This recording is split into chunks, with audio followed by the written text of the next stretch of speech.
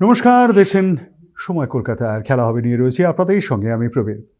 সোমবার finance committee বৈঠকে বসেছিলেন ফেডারেশনের পদাধিকারীরা।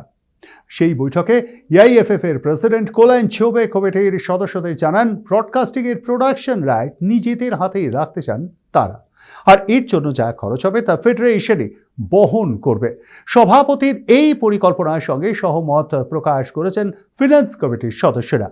বিষয়টি এআইএফএফ এর কার্যকরী কমিটিতে পেশ হবে, সেখানে পাস হয়ে গেলে তবেই আইএসএল নিয়ে পরবর্তী পদক্ষেপ নেবে এআইএফএফ। এই মুহূর্তে আইন মাফিক এগোতে চাইছেন তারা। এখন প্রশ্ন, ফেডারেশন যদি প্রোডাকশন রাইটস নিজের হাতে রাখে তাহলে 5 কোটি টাকার অনেক বেশি খরচ হবে। আগে আলোচনা হয়েছিল সম্প্রচার বাবদ 5 কোটি টাকা দেবে ফেডারেশন, বাকিটা ক্লাবগুলি ব্যবস্থা করবে। আগে ফেডারেশনের তরফে ক্লাবগুলিকে যে চিঠি দেওয়া ছিল সেখানে এমনটাই কিন্তু উল্লিখিত রয়েছে। এখন ফেডারেশন যদি নিজের হাতেই সম্প্রচার সত্ত্ব রাখে তাহলে সেই বাড়তি কয়েক কোটি টাকা খরচ নিয়ে দ্বিধা বিভক্ত ফেডারেশনের কার্যকরী কমিটির সদস্যরা। একটা অংশ প্রশ্ন তুলছে, যেখানে 5 কোটি টাকা দিলে 5 কোটি টাকা খরচ করলে বিষয়টা সমাধান হয়ে যেতে পারত, সেখানে প্রোডাকশন রাইটস নিজেদের হাতে রেখে ফেডারেশনের আরও বেশি টাকা খরচ করাটা কতটা যুক্তিসঙ্গত প্রশ্ন তুলেছেন তারা। জানুয়ারির মধ্যেই কমার্শিয়াল পার্টনার ঠিক করে ফেলতে চাইছে অল ইন্ডিয়া ফুটবল ফেডারেশন, কিন্তু কিছুতেই যেন জট কাটছে না। কিছুদিন আগেই ভাবা গিয়েছিল 3 সদস্যের আইএসএল এর ক্লাব সমন্বয় কমিটি যে রিপোর্ট পেশ করেছে তাতেই সমাধান সূত্র যেন বেরিয়ে গিয়েছিল, কিন্তু সমাধান আজও অধরাই।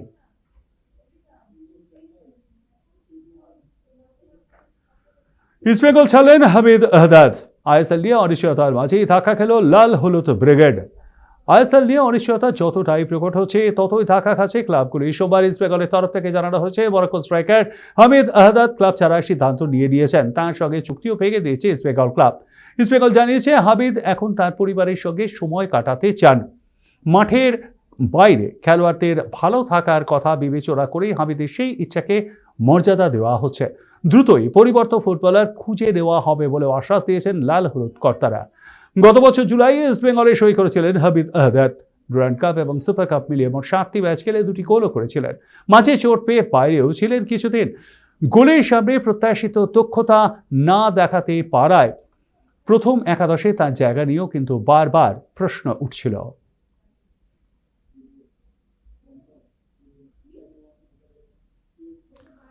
তাণ্ডব বোঝেন, ব্যাট হাতে সেই তাণ্ডবটাই চালালেন 14 বছরের ব্যাটার বৈভব সূর্যবংশী।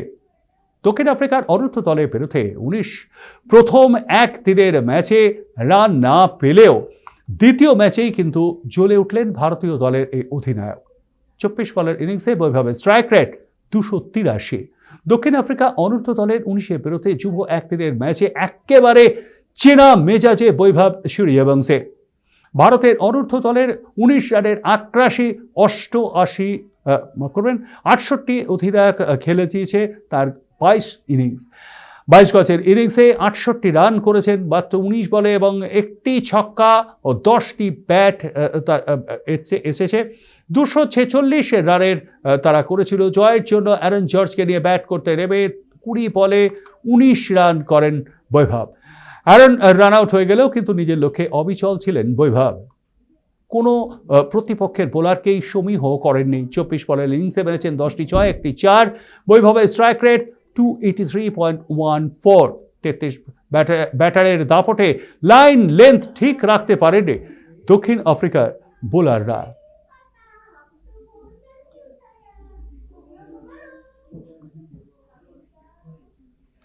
মেয়ে বিশ্বকাপ জিততেই চাকরি ফিরে পেলেন বাবা।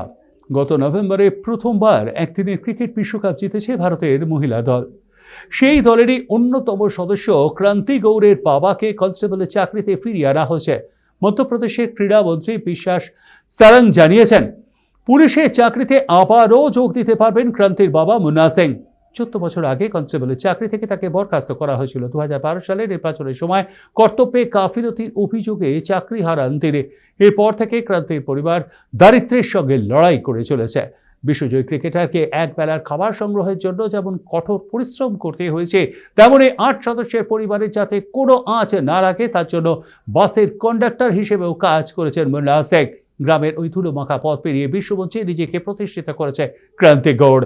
বিশ্বকাপে 8 ম্যাচে 9টি উইকেট নিয়েছেন তিনি। বিশ্বজয়ী ক্রান্তিকে সংবর্ধনা দেওয়ার সময় মধ্যপ্রদেশের মুখ্যমন্ত্রী মোহন যাদব জানিয়েছিলেন, নিয়ম অনুযায়ী ক্রান্তির বাবা চাকরি পুনর্বহাল করবে সরকার। সেই প্রতিশ্রুতি অবশেষে পূরণ করেছে মধ্যপ্রদেশ সরকার। ক্রান্তির বাবাকে কনস্টেবলের পদে আবারও ফিরিয়ে আনা হয়েছে।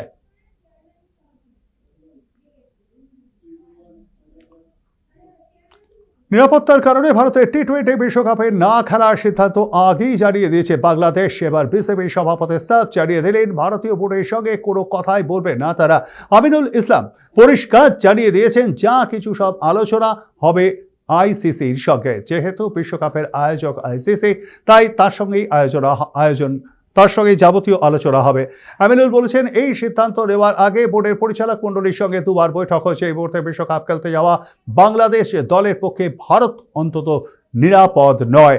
আইসিসিকে চিঠি পাঠিয়ে তা জানিয়ে দেওয়া হয়েছে বলেও জানিয়েছেন আমিনুল আরও জানিয়েছেন, বাংলাদেশের ক্রিকেটারদের নিরাপত্তায় এই মুহূর্তে তার কাছে সবার আগে। তার আশা, আইসিসি দ্রুতই তাদের সঙ্গে বৈঠক করবে। সেখানেই সামনাসামনি নিজেদের সমস্যার কথা তুলে ধরবেন আমিনুলরা। ভারত শুধুমাত্র বিশ্বকাপের আয়োজক দেশ, তাই তাদের সঙ্গে কথা বলা অর্থহীন, জানিয়েছেন আমিনুল।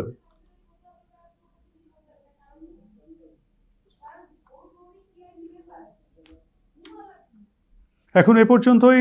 দেখতে থাকুন সময় কলকাতা। সময় বলবি সময়ের কথা। নমস্কার।